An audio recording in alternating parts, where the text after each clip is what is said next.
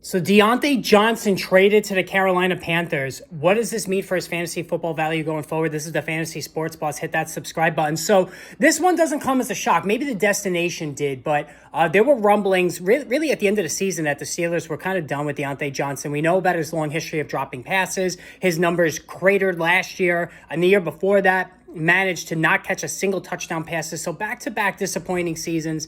They have a budding star in George Pickens, whose stock now, who I've already hyped up George Pickens after Russell Wilson came aboard, now even more so with Diontae Johnson departing. But he goes to a Carolina team that's obviously rebuilding with Bryce Young, who's coming off a historically inept rookie performance as the 2023 number one overall pick.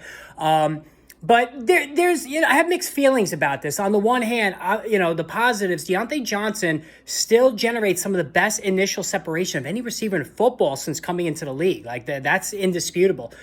Second, as a slot guy, he's a high targeted receiver. Of course, he did his best work with Big Ben when Ben Roethlisberger was in town, because Roethlisberger was not interested in throwing the deep ball at the end of his career. So that jived perfectly with Diontae Johnson's numbers and really made him valuable as a wide receiver too, even in PPR leagues. But once Big Ben retired, that's when the trouble started. And really, the Steelers' quarterback play has been beyond horrendous. So we can not blame Johnson totally on that. But he will now go to a Carolina offense where he should be the number one target. Now, I know Adam Thielen quietly had a really good year. It was more first half heavy than second half. It was still heavily targeted. But the veteran, he's going to be, he's 32 years old.